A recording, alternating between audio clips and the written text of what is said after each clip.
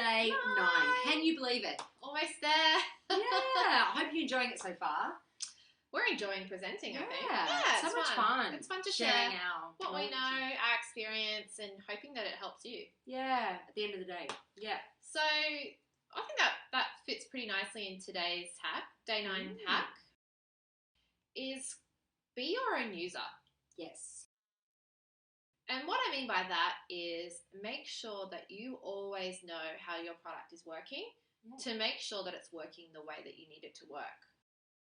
And I don't know if you guys are familiar with the buzzword that's in the digital world right now, but UX and UI, which is user experience.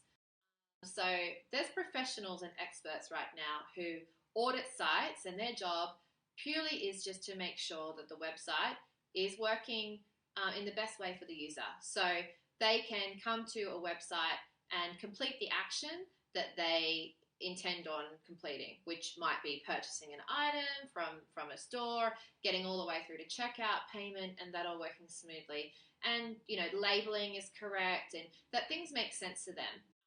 And that's important for so many reasons. One, actually being Google. So with all the tricks, the SEO tricks out there with keyword stuffing and manipulating content so that Google likes it, the number one thing that Google is valuing right now is that your site is user-friendly. That is that when a visitor comes to your website, they can find what they need to find and do what they want to do. So my hack or our hack today is to make sure that you are continually auditing your site and you know what's going on. And the best way to do that, obviously, is for you to actually, always be clicking through, testing things are working. But you know what? We have our blinkers on, our blinders on a lot of the time. It's our baby. We created it. In the business. We're in it. We're in it. We sometimes forget to think outside the square and go, can a user actually check out if you've got an online store? We get a bit defensive as well. Like, let's be honest. This is our work. Yeah, this is our work. Like, okay, well, this is what this section means. I'm sorry if you don't understand that. and you'll meet people or users that will have a different opinion, and they might be the exception and not the rule. So you kind of have to get a good understanding of what the rule is. How are people generally, understanding your site and interacting with your site? Feedback. Look, that's a long-winded way of saying get feedback. And, the earlier that you can do it, the better. I think you might be a bit hesitant in the beginning to get feedback because, your product or your website's not quite ready. But actually, the sooner you can get it, the better, because you can position and make decisions that will be better for your end user based on, that feedback in the beginning. Yeah, for sure. I mean, I had an experience recently where somebody tried to contact me through the contact form on our We Do Digital site, and the contact form was not working. Whoops.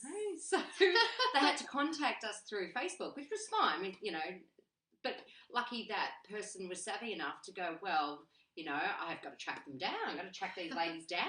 So, it's and that's fine. Only if they're nice enough to make the effort to get in contact with you. Most people will just bounce off your site. Can't find what I'm looking for. This is silly. Moving on. You never get that feedback, so you don't know what went wrong. No. Yeah. So I think there's a few ways of gathering that feedback. Yeah.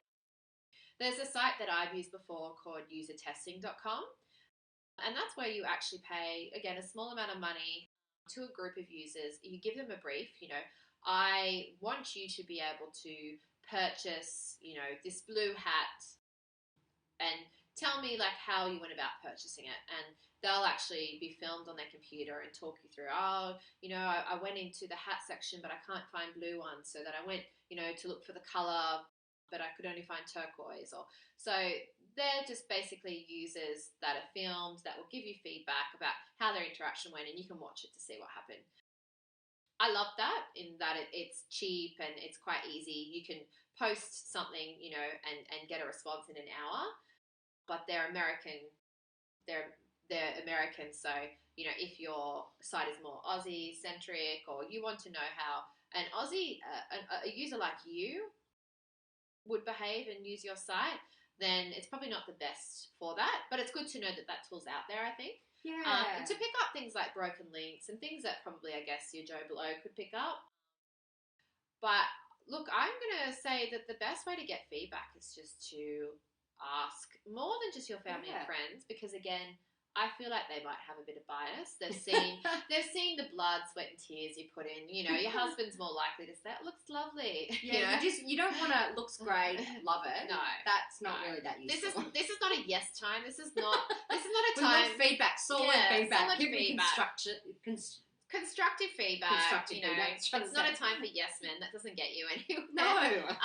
So I think it's important just to understand that you can ask anybody, really. Like you can, if you ask somebody for help, 9 times out of 10, they might actually assist you. So people love to help. People do love to give their their opinion. Facebook group. Yeah. So look, I mean, again, the I Do group is a good place to post your website and get some feedback.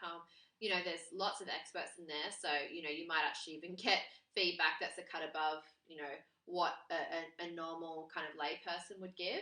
But don't forget, you also want those lay people to comment. Those lay other people, not the experts. Lay people. No, but I think sometimes we can get bogged down in like technical specifications. Yeah. And what we're concerned here was like, how is an everyday user? Yeah. And the best way is to ask an everyday user. Like, what's their experience on your site? Yeah. Could they check out easily? Did they bump into any roadblocks? Yeah. Could they not check out at all? Yeah. And where do users flock? Where do normal people flock? Yeah. Coffee shops. Coffee shops. Of course. Hairdresser, maybe? I don't know. Like, wherever you are, whip out your phone, because you'll have a mobile responsive site, of course. And just ask, hey, what do you can start with a simple, quite direct question, just to pick off anything. What do you think about my logo? Does the color of this button, what does it say to you, And that's a really awesome way of starting to collect feedback from real people. Getting consistently the same constructive criticism, it might be worth considering developing on that and implementing those changes. If it's sort of feedback that you agree with, then why not? You definitely can't ignore the majority. And, all it might cost you is maybe a cup of coffee, you might want to shout the person that's given you a couple of hints and tips and real stuff that you can action on. And I think that stuff is priceless. Feedback is priceless. The more that you can show around your product and ask for feedback and questions, like get questions answered to refine your site to make it even better, the better off you're going to be. And it could actually save you from heartache down the track or losing potential customers or clients trying to contact you, in my case. So, you might have to spend a small amount, you might have to invest a small amount in repairing, or implementing those changes, but it will save you a lot more in the long run. And considering big brands are investing in UX departments, this is the way of the future. Everybody knows that. Everyone's investing, and guaranteed your competitors aren't doing this yet. They're not thinking about it. They're getting bogged down on some technical stuff, or sometimes it sounds so basic, but just make sure your stuff works. Yeah. Make sure it works, and make sure that it works the way that you intend and that how users want it to work. I think that there's some good indications in data that you can get whether or not things work. Again, in Google Analytics, to look at bounce rates. If there's a particular page, in the sales funnel that people just aren't making it to the next phase. It's a 99% bounce rate in your shopping cart. That's a big red warning sign. Alarm. Like, there is something going on here, and I need to find out what it is. The best way is just to go through that process yourself, or to ask somebody else to have a go to see if you can pinpoint what the issue is. Yeah, because I think that website maintenance is an aspect that gets overlooked a lot, especially in WordPress. A lot of business owners don't take the time to constantly maintain their website and update their plugins and perhaps update their theme and give it the TLC it needs. Yeah. So there might be bugs along the way. But if you're getting feedback from other people, or Yeah. or you're just finding if you've got an online store and you're just not receiving many orders, You're like, something's up. can't check out. So a good little tip is either creating a free coupon code so you can get a bunch of, people to test it. Yeah, that's a nice little thanks, isn't it? Yeah. So then they could, it's a win-win, really. And in a perfect world, I would be scheduling how often you're going and auditing your site. It would be great to do it every fortnight, even if you can do it every month.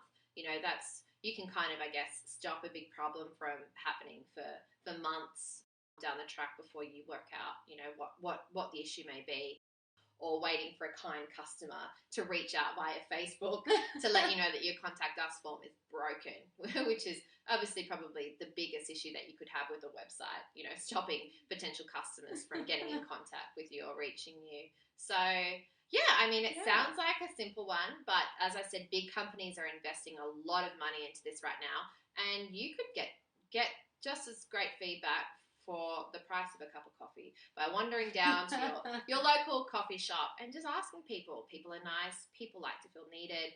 Posting on Facebook. People are out there. They love to help. So take advantage of that. I reckon so too. And once a week in the idea group, we have our website, throw out your website and get feedback on it. So that could be for items, things to fix, or it could be improvements, major changes to your website. For sure. So I think it's good to hear from lots of different perspectives on feedback. I mean, be prepared for criticism, right? Oh, yeah. Yeah. And the good thing you have is, to have some thick skin, but it's worth it. I think it's worth it. I think if you can swallow that and be open to change, yeah. So I think maybe the hack here is people. The hack here is, reach out. Yeah, reach out and use the people around you or the people in your community, neighborhood, your barista. Why not? While I was making a coffee, hey, what do you think of mine? To get as much feedback so you can make the best possible site that's functioning like in the way that it should. Yeah, absolutely. It's a constant process of refinement. Hack 9. Hack 9. Day 9. See you. Bye.